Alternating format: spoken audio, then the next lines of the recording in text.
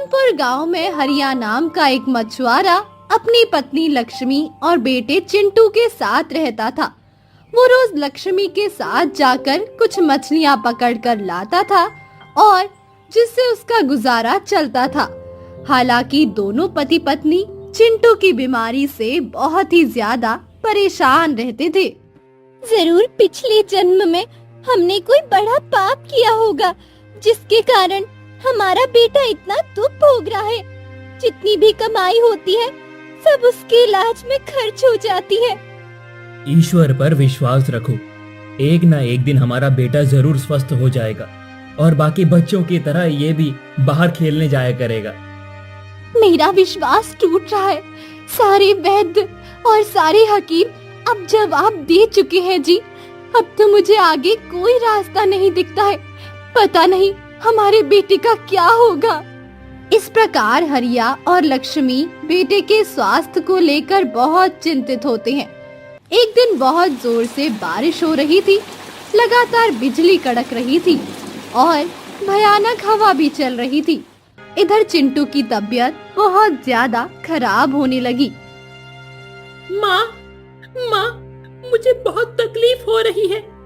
तुम कहीं मत जाओ, मेरे पास बैठो। माँ, मुझे बहुत डर लग रहा है। हाँ मेरे बच्चे, मैं यही हूँ तुम्हारे पास। तुम्हारी माँ तुमको छोड़कर कहीं नहीं जाएगी। तुम बिल्कुल चिंता मत करो बच्चे, मैं तुम्हें पानी पिला देती हूँ। तुम आराम से सो जाओ। हरिया और लक्ष्मी बेटे के पास बैठे हुए थे। इस मौसम में बहुत सारी मछलियां मिलेंगी। सारे मछुआरे नदी पर मछली पकड़ने गए होंगे। हमें भी जाकर मछलियां पकड़कर लाना चाहिए। कैसे पिता हो तुम? हाँ, तुमको मछलियों की चिंता है और अपने बेटे की नहीं। मैं तो अपने बेटे को छोड़कर कहीं नहीं जा रही हूँ। तुम्हें जाना है मछली पकड़ने तो तुम चले जाओ। अरे मैं तो चिंटू के लिए ही कह रहा हूँ। अगर मछलियां नहीं पकड़ेंगे तो इसका इलाज कैसे कराएंगे और उसको क्या खिलाएंगे? अगर तुम नहीं जाना चाहती तो मत जाओ, मैं अकेले ही जाता हूँ। तुम यहीं बैठकर चिंटू की देखभाल करो। मौसम खराब है, नदी में ज्यादा दूर मत जाना और जल्दी से जल्दी घर वापस आ जाना। मैं और चिंटू तुम्हारी राह देखेंगे जी। हरिया जाल लेकर नदी की तरफ निकल पड़ता है। वो नदी में कई बार पानी में अपना जाल डालता है पर उसे एक भी मछली नहीं मिलती। ऐसा लगता है कि सारी मछलियां नदी से ही गायब हो गई हूँ, एक भी हाथ में नहीं आई। एक बार नदी की गहराई में जाकर देख लेता हूँ, शायद कुछ मछलियां मिल जाएं। हरिया नदी में आगे बढ़कर गहराई की तरफ अपना जाल फेंक देता है।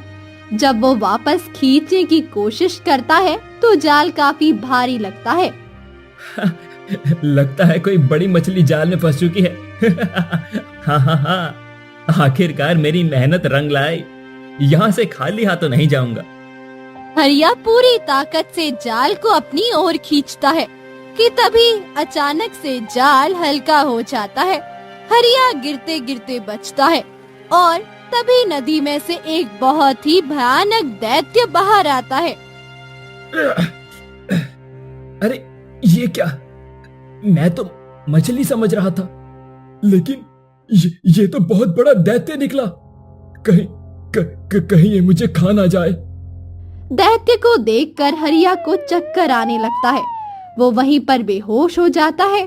थोड़ी देर बाद जब उसे होश आता है तब वो देखता है कि दैत्य उसके बगल में ही खड़ा है। मुझे छोड़ दो, मैं तो छोटा सा मछुआरा हूँ। मुझे खाकर तुम्हें क्या मिलेगा? मेरे परिवार को मेरी बहुत जरूरत है। ऐसा मत करो। चिंता मत करो, मैं तुम्हें कुछ नहीं करूंगा, बल्कि मुझे तो तुम्हारी मदद चाहिए। बोलो, क्या तुम मेरी मदद करोगे? बताओ। अगर तुम मेरी मदद करोगे तो बदले में मैं भी तुम्हारी सहायता अवश्य करूंगा। हाँ, बताओ तुम्हें क्या मदद चाहिए। मैं अभी तुम्हारी मदद कर देता हूँ, बस तुम मुझे कुछ मत करना। मैं भी कभी तुम्हारी तरह एक साधारण व्यक्ति था, लेकिन एक धोखे के कारण मुझे राक्षस बनना पड़ा। पर अब मैं इंसान बनना चाहता हूँ और इसके लिए तुम्हें मेरी सहायता करनी है। पर भला मैं एक राक्षस को कैसे इंसान बना सकता हूँ? मेरे पास तो कोई शक्ति भी नहीं है। मुझे कोई जादू भी नहीं आता, मैं कैसे करूंगा? मैं जानता हूं कि तुम्हें कोई जादू नहीं आता है, पर अगर तुम मेरे लिए नीली जड़ का पौधा ले आओ तो उस पौधे को खाकर मुझे अपना पुराना जीवन मिल जाएगा। तुम जैसा कहोगे मैं वैसा करूंगा। बदले में तुम्हें मेरी भी सहायता करनी पड़ेगी। मेरे बेटे की तबीयत बहुत खराब है, मैं चाहता हूं जल्द से जल्द ठीक हो जाए। इतनी बारिश में केवल अपने बेटे के लिए ही मछली पकड़ने के लिए आया हूं। तुम चिंता मत करो, मैं अभी पानी की गहराई में जाकर तुम्हारे लिए बहुत सारी मछलियां पकड़ कर लेकर आता हूँ। इतना कहकर राक्षस पानी के अंदर चला जाता है और कुछ देर बाद जब वो बाहर आता है तो उसके हाथ में बहुत सारी मछलियां होती है। मछलियों को देखकर हरिया बहुत प्रसन्न होता है। अगर तुम वो पौधा लाने में सफल रहे तो मैं तुम्हारे बेटे की बीमारी भी ठीक कर दूंगा और साथ ही तुम्हें बहुत सारा धन भी दूंगा। हे दैत्य, मुझे बताइए वो नीली जड़ का पौधा कहाँ मिलेगा? मैं अभी जाकर वो पौधा लेकर आता हूँ। यहाँ से उत्तर दिशा की ओर जाने पर तुम्हें एक भारी जंगल पड़ता है। उसी जंगल में एक तांत्रिक की गुफा है। तुम उस गुफा के सामने जाना और वहां जाकर ये मंत्र पढ़ना। चुप है पत्थर, बंद है बातें, रहस्य छुपा है सातों परतों के साथ है। जो जाने समय की चाल, उसके लिए खुले ये भाल। ठीक है, मैं समझ गया कि मुझे क्या करना है। तुम बिल्कुल भी चिंता मत करो, मैं अभी जाता हूं और तुम्हारा काम पूरा करके ही वापस लौटूंगा। अब तुम्हें इंसान बनने से कोई नहीं रोक सकता। ध्यान रखना, तुम्हारे मंत्र पढ़ने से दरवाजा खुल जाएगा और तुम अंदर जा पाओगे। ध्यान रखना, उस तांत्रिक की नजर तुम पर नहीं पड़नी चाहिए, नहीं तो तुम बड़ी मुसीबत में फंस जाओगे। हरिया अपनी मछलियों को वहीं छोड़ उत्तर दिशा की तरफ निकल जाता है। काफी दूर चलने के बाद वो डरावने जंगल में पहुंच जाता है जहां चारों तरफ से जानवरों की आवाज आ रही थी। हरिया को बहुत डर भी लग रहा था। इतनी दूर चलते चलते अभी तक ये तांत्रिक की गुफा नहीं मिली है। अब मुझे वापस जाना चाहिए, ये जंगल मुझे ठीक नहीं लगता। तभी हरिया को वो गुफा दिखाई देता है। लगता है ये वही गुफा है जिसके विषय में दैत्य ने मुझे बताया था। जल्दी से मंत्र पढ़ना चाहिए। क्या था वो मंत्र? अभी वहाँ पर एक अनजान व्यक्ति बोलना शुरू कर देता है। कौन है यहाँ पर? तुम इतनी रात को जंगल में क्या कर रहे हो? तुम्हें इस जंगल में डर नहीं लगता? अचानक आवाज सुनकर हरिया चौंक पड़ता है। मैं एक नीली जड़ का पौधा ढूंढ रहा हूँ, क्या तुम्हें पता है कि वो कहाँ मिलेगा? दरअसल मेरे लिए वो पौधा ढूंढना बहुत जरूरी है। हाँ, मुझे पता तो है। नीली जड़ का पौधा इस गुफा के अंदर मिलता है, लेकिन वहां जाना बहुत खतरनाक है। पर तुम क्यों ढूंढ रहे हो, मुझे बताओ, मैं तुम्हारी मदद कर सकता हूँ।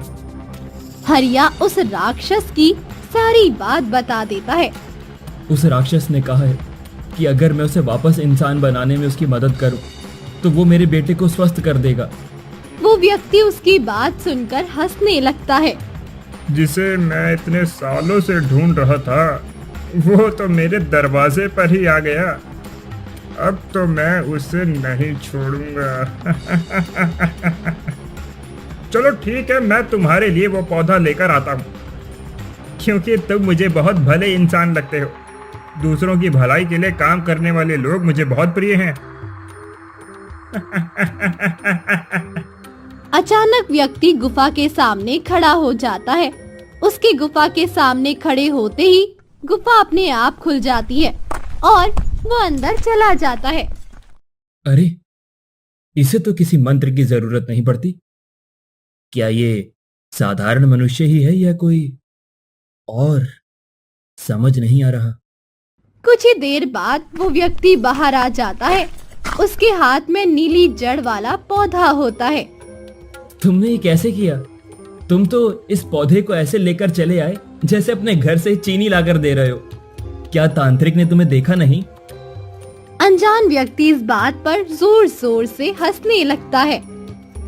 चलो अब मैं चलता हूँ, रात को यहाँ रुकना ठीक नहीं है। दैत्य मेरी प्रतीक्षा कर रहा होगा। मुझे जल्दी से जल्दी उसके पास पहुंचना चाहिए। चलो मैं भी तुम्हारे साथ चलता हूँ, मुझे भी उस दैत्य से मिलना है। मैं भी तो देखूं कौन है वो जिसके लिए तुम इतने परेशान हो। नहीं नहीं, दैत्य अभी किसी से नहीं मिलता। जब मनुष्य बन जाएगा तो मैं स्वयं उसे तुम्हारे पास लेकर आऊंगा। अभी चलता हूं मैं। इतना कहकर हरिया वहां से जाने लगता है। वह अनजान व्यक्ति हरिया का पीछा करता है। काफी देर तक चलने के बाद हरिया वापस नदी पर आ जाता है। वहां राक्षस छुपकर हरिया का इंतजार कर रहा होता है। राक्षस, बाहर आओ। मैं नीली जड़ का पौधा लेकर आया हूं। तुमने तो कहा था कि वहां कोई खतरनाक तांत्रिक है, पर मुझे तो ये पौधा बहुत आसानी से मिल गया। इतना कहकर हरिया पौधे को राक्षस के सामने रख देता है। तो क्या तांत्रिक ने तुम्हें देखा नहीं? वो तो दिन रात इसकी सुरक्षा करता है, बिना उसकी मर्जी के कोई से हाथ भी नहीं लगा सकता। तभी पीछे से आवाज आती है। तो तू यहाँ छिपकर बैठा है, अब तो मैं तुझे नहीं छोड़ूंगा। इतना कहकर अनजान व्यक्ति अपने असली रूप में आता है। नहीं नहीं, ये नहीं हो सकता। तांत्रिक, तुमसे बचने के लिए तो मैं यहाँ छुपा हुआ हूँ, लेकिन मैं तुझे अपने मालिक की याद नहीं आई? मैं तुझे बहुत लंबे समय से ढूंढ रहा था। आखिरकार आज मेरा मकसद पूरा हुआ। राक्षस वापस पानी में जाने का प्रयास करता है, लेकिन तांत्रिक शक्तियों का प्रयोग करके राक्षस को अपने कमंडल में कैद कर लेता है। तुमने मेरी बहुत मदद की है। इस राक्षस को मैं कई सालों से ढूंढ रहा था। यह बहुत खतरनाक राक्षस था।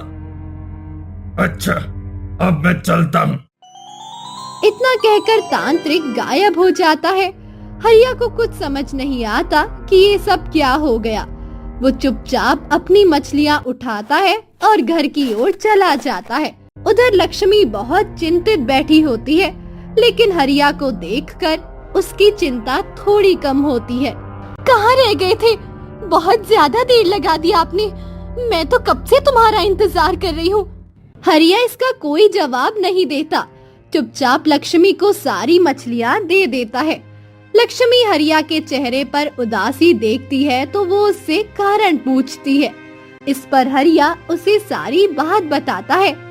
तुम चिंता मत करो, कल हम शंभू काका के पास चलेंगे। वो गांव के सबसे बुजुर्ग व्यक्ति हैं। शायद उन्हें राक्षस और तांत्रिक के विषय में कुछ पता हो। वो हमारी मदद जरूर करेंगे जी। तुम ठीक कहती हो लक्ष्मी। मेरी वजह से दैत्य तांत्रिक के जाल में फंस गया। जब तक मैं उसे तांत्रिक के चंगुल से मुक्त नहीं करवा देता, मुझे चैन नहीं मिलेगा। अगले दिन हरिया और लक्ष्मी दोनों गांव के सबसे बुजुर्ग व्यक्ति शंभू काका के पास पहुंचते हैं। शंभू काका के पास पहुंचते हैं। आओ आओ हरिया, आज हमारे घर कैसे आना हुआ? चिंटू की तबीयत कैसी है अब? लेकिन ये क्या, तुम बहुत परेशान दिखाई दे रहे हो। हरिया शंभू काका को पूरी बात बताता है। वो कहता है कि तांत्रिक ने धोखे से राक्षस को कैद कर लिया, लेकिन उस कैद के लिए हरिया स्वयं को जिम्मेदार मानता है। मुझे किसी पर विश्वास नहीं करना चाहिए था। शंभू काका, मेरे कारण दैत्य को फिर से दंड मिल रहा है। मैं उसे छुड़वाना चाहता हूँ। अब आप ही मुझे कोई रास्ता बताइए। मैं तुम्हारी समस्या को समझ सकता हूँ बेटा, पर तुम चिंता मत करो। तुम दोनों मेरे साथ चलो।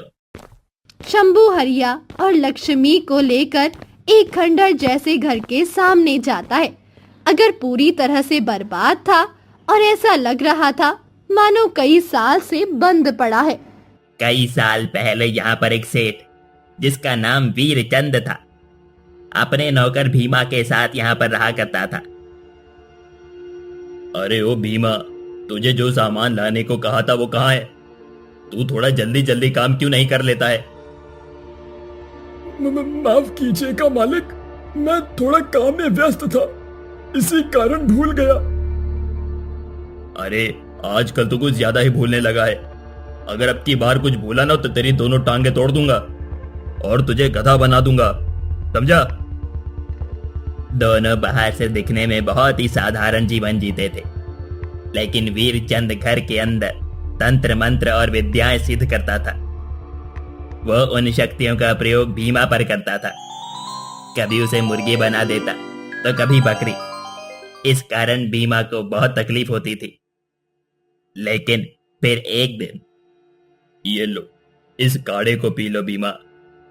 इससे तुझ में बहुत फुर्ती आ जाएगी और तू जल्दी जल्दी काम करने लगेगा।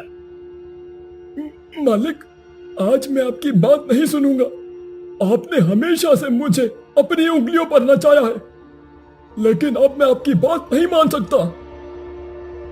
तुझे एक बार में बात समझ नहीं आती और मेरी बात नहीं मानेगा? मुझे माफ कर दीजिए मालिक, अब मैं आपके तंत्र मंत्र का हिस्सा नहीं बनना चाहता हूँ। अच्छा ठीक है, अगर तू नहीं बनना चाहता तो ठीक है, कोई बात नहीं। पर अगर तू ये काढ़ा पी लेगा तो मैं तुझे हमेशा के लिए आजाद कर दूंगा। इसे पीकर तू बहुत शक्तिशाली हो जाएगा। भीमा वापस वीरचंद की चिकनी चुकड़ी बातों में आ गया और उसने काढ़ा पी लिया। उसको पीते ही जैसे उसके पूरे शरीर में दर्द सा उठने लगा और थोड़ी देर बाद वो एक भयानक राक्षस में बदल गया। आपने आपने ये क्या किया मालिक? अब तो मैं मनुष्य ही नहीं रहा। मैं आपकी सारी बात मानूंगा, बस मुझे ठीक कर दीजिए। बेवकूफ, तुझे क्या लगा था मैं तुझे ताकतवर बनाऊंगा? अबे अब तू हमेशा के लिए अपने जीवन से आजाद होगा और मैं दुनिया का सबसे शक्तिशाली तांत्रिक बन जाऊंगा। अगले दिन वीरचंद उस राक्षस की बलि देने के लिए पूरी तैयारी कर चुका था। पर उसी रात को जब वीरचंद सो रहा था, तब राक्षस वहां से भाग निकला और नदी में जा छिपा। आज भी वो नदी की मछलियां खाकर जीवित रहता है। क्या कोई तरीका नहीं है जिससे तांत्रिक को हराया जा सके और भीमा को फिर से साधारण जीवन मिल सके? कोई भी मनुष्य अमर नहीं होता है।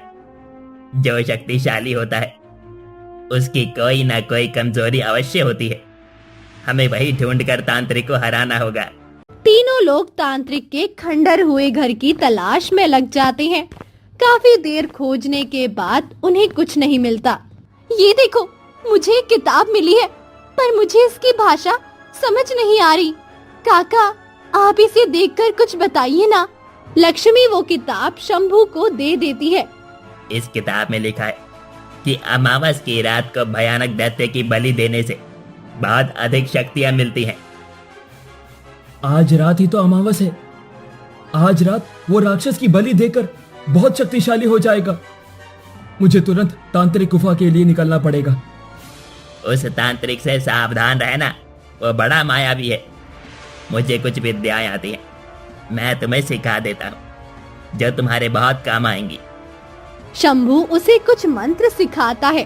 मैं भी चलती हूँ तुम्हारे साथ। मैं तुम्हें अकेले नहीं जाने दूंगी। वो तांत्रिक बहुत खतरनाक है। वो कुछ भी कर सकता है, कुछ भी। तुम चिंता मत करो, मैं उस तांत्रिक को हराकर जल्द वापस आऊंगा। अगर मैं ना लौटूं तो चिंटू का अच्छे से ध्यान रखना। ये सुनकर लक्ष्मी की आंखों में आंसू आ जाते हैं। हरिया बिना देरी किए वहां से निकल जाता है। चलते चलते वो जंगल के अंदर प्रवेश कर जाता है और तांत्रिक की गुफा के सामने पहुंच जाता। चुप है पत्थर, बंद है बातें, रहस्य छुपा है सातों परतों के साथे। जो जाने समय की चाल, उसके लिए खुले ये भाल। गुफा का दरवाजा बड़ी तेज आवाज के साथ खुलता है। हरिया अंदर चला जाता है। अंदर बहुत ही भयानक माहौल था। चारों तरफ कंकाल पड़े थे। ये देखकर हरिया काफी ज्यादा डर रहा था। जरूर कुछ गड़बड़ है। ये तो गुफा का अंत है और अभी तक तो मुझे तांत्रिक या राक्षस का कोई भी सुराग नहीं मिला। शंभू काका ने कहा था कि वो तांत्रिक बहुत मायावी है। मुझे वही करना चाहिए जो उस किताब में लिखा था। हरिया गुफा के अंदर ही दीवार को देखता है। और जैसे ही वो दीवार को अपने हाथ से छूता है, एक बड़ी ही भयानक आवाज सुनाई पड़ती है। कौन है जो मुझे पार करना चाहता है? मेरे सवाल का जवाब दिया तो तुम इस दीवार के पार चले जाओगे, और अगर जवाब नहीं दे सके तो मैं तुम्हें हमेशा के लिए इसी गुफा में बंद कर लूंगा। पूछो, तुम क्या सवाल पूछना चाहते हो? मैं तुम्हारे सारे सवालों के जवाब देने के लिए तैयार हूँ। ठीक है, तो सुनो। ना तोलो इसे सोने में, ना मिलता है ये बाजार। जिसके पास ये होता है वही होता समझदार। इस प्रश्न का उत्तर ज्ञान है। वैसे तो ज्ञान अनमोल होता है और किसी बाजार में नहीं मिलता, पर जिसके पास भी ये होता है वो सबसे ज्यादा समझदार माना जाता है। तुम यहाँ से अंदर क्यों जाना चाहते हो? इस गुफा में आने का उद्देश्य मुझे बताओ। मेरा एक मित्र है जो मुसीबत में फंस गया है और मुझे उसकी मदद करनी है। तुम्हारी नीयत अच्छी है, इसीलिए मैं तुम्हें अंदर जाने दे रहा हूँ। इतना कहने के बाद बहुत तेज आवाज होती है और दीवार गायब हो जाती है। हरिया अंदर चला जाता है। अंदर जाकर वो एक पत्थर के पीछे छुपकर देखने लगता है। मैंने इस बार तुझे जादू से बांधा है कि तू अब कहीं नहीं भाग पाएगा। तुम ऐसा क्यों कर रहे हो? मुझे जाने दो, मैं तुम्हें कभी परेशान नहीं करूंगा। तुझे जाने दूं? अरे तू तो मेरे लिए सोने का अंडा देने वाली मुर्गी है। तेरे कारण ही तो मैं आज इतना शक्तिशाली तांत्रिक बना हूं। मुझे बांधकर तुम्हें क्या मिलेगा? मुझे छोड़ दो, मैं एक साधारण जीवन जीना चाहता हूं। आज अमावस्या की रात है। आज तेरी बलि देकर मैं दुनिया का सबसे शक्तिशाली तांत्रिक बन जाऊंगा। और फिर मुझे रोकने वाला कोई नहीं होगा। और मैं तुझे ऐसा नहीं करने दूंगा तांत्रिक। रुक जा दुष्ट, मेरे मित्र की बलि देने से पहले तुझे मेरा सामना करना पड़ेगा। तो तू रोकेगा मुझे, साधारण से मनुष्य? क्या तू अकेला ही चला आया? तुझे मृत्यु का भय नहीं है? मृत्यु का भय तेरे जैसे अधर्मी व्यक्तियों को लगता है।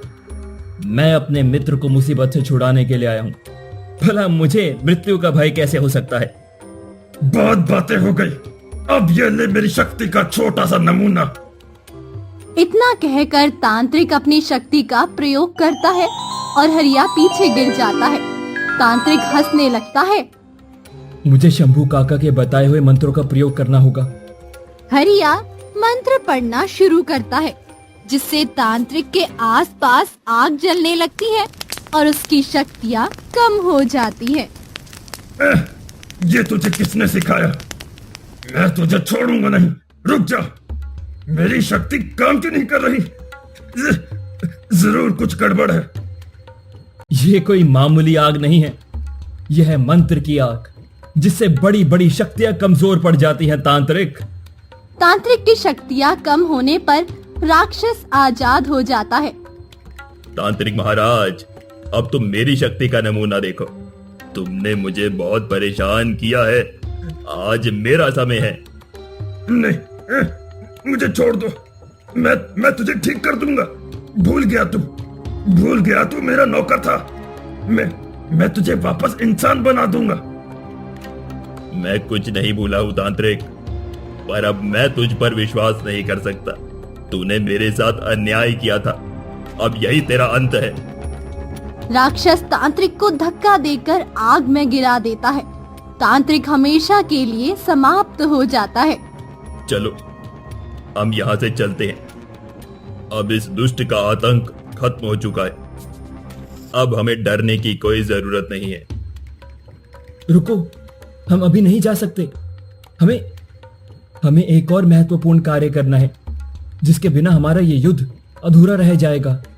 हरिया पास में पड़ा हुआ एक पौधा उठाता है। तुम्हें फिर से मनुष्य बनना है भीमा। ये लो नीली जड़ का पौधा और आजाद हो जाओ। इस राक्षस शरीर से। राक्षस पौधे को खाकर फिर से इंसान बन जाता है। हरिया उसे लेकर अपने घर आता है। लक्ष्मी दोनों को देखकर बहुत खुश होती है। ये देखो मेरा बेटा चिंटू। चिंटू बेटा, देखो चाचा आए हैं, इनको नमस्ते करो। भीमा चिंटू से मिलकर बहुत खुश होता है। वीरचंद के साथ रहते हुए उसने जो भी विद्या सीखी थी उसका प्रयोग करके उसने चिंटू को पूरी तरह से स्वस्थ कर दिया। सभी हंसी खुशी रहने